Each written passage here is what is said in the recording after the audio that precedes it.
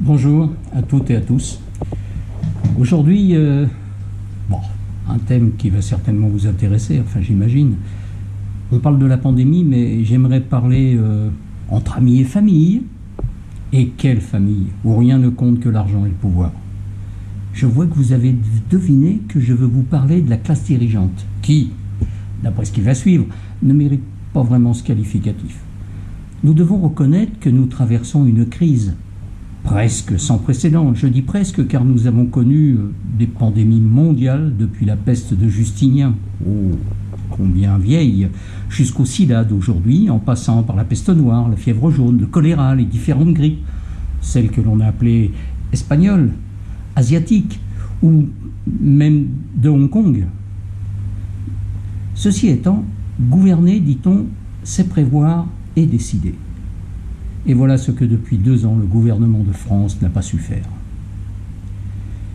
Si j'ai repris la parole aujourd'hui, ce n'est pas pour fustiger nos décideurs sur leurs actions, mais pour apporter un peu de lumière sur la façon dont ils délèguent la gestion de la crise à des entreprises privées.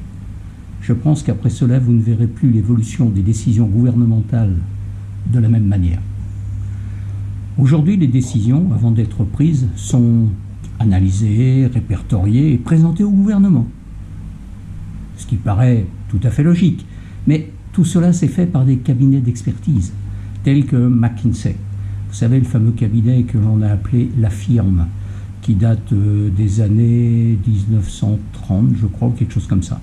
Le ministre de la Santé, Olivier Véran, toujours le même, entendu en commission sur la stratégie vaccinale et bien entendu interrogé sur le cabinet conseil américain, il a répondu de manière succincte il est tout à fait classique et cohérent de s'appuyer sur l'expertise du secteur privé, ce qui laisserait sous-entendre que le secteur public n'est pas capable de le faire.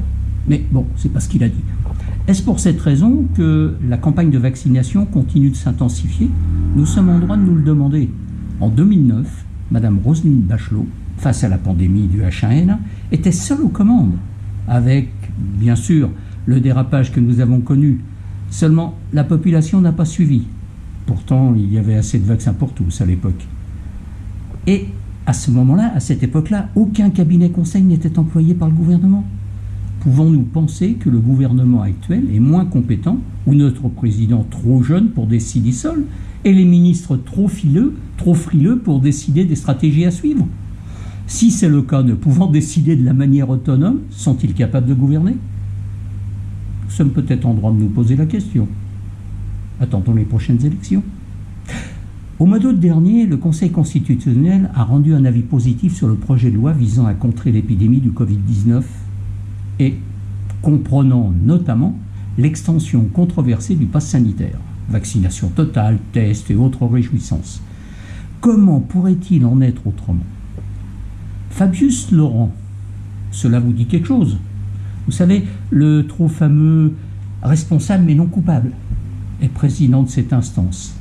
Et curieusement, son fils, Victor Fabius, est quant à lui directeur associé de McKinsey Company, cabinet conseil qui pilote la logistique de la stratégie vaccinale de la France.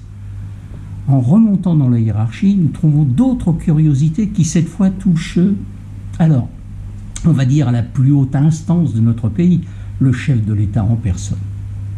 C'était à l'époque où M. Macron, il n'était pas président à l'époque, travaillait dans le secteur bancaire. Je crois que c'était à la banque Rothschild, me semble-t-il. Dès son arrivée à la banque Rothschild, Emmanuel Macron pousse Nestlé, de 2008 à 2011, à effectuer le rachat de la branche nutrition. Je vous demande de qui? De Pfizer. L'affaire fut conclue pour 11 milliards de dollars. Ne connaissant pas le montant de la commission du jeune Macron, il est possible de supposer que du fait de l'importance du deal, la commission devait avoisiner 0,1%, ce qui ferait tout de même près de 11 millions d'euros. Ce qui nous laisse supposer que le chef de l'État entretient des liens étroits et particuliers avec l'éminente firme de conseil américaine. À la lumière de ces quelques explications, peut-être pourrions-nous mieux comprendre l'acharnement à nous faire accepter la stratégie vaccinale mise en place sans avoir le courage de la dire obligatoire. D'ailleurs, pourquoi ne pas légiférer sur une obligation vaccinale?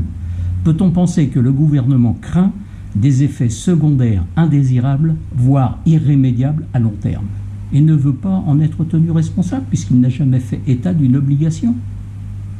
Laissant aux citoyens leur libre arbitre et une liberté sous contrainte de refuser la vaccination. Je dis liberté sous contrainte parce qu'en définitive, vous êtes libre de ne pas le faire, mais vous n'avez plus de liberté pour faire autre chose. Vous savez, il y a un certain monsieur qui s'appelait Antoine de Rivarol qui a dit « Quand tes peuples cessent d'estimer, ils cessent d'obéir ». De grâce, messieurs les politiques, rendez-vous estimable si vous souhaitez être entendus et obéis. Je vous souhaite à tous et à toutes, bien entendu, de très bonnes fêtes de fin d'année, un très bon réveillon, et j'espère de tout cœur que nous verrons une année 2022 bien meilleure que celle que nous venons de vivre. Au revoir et à bientôt peut-être.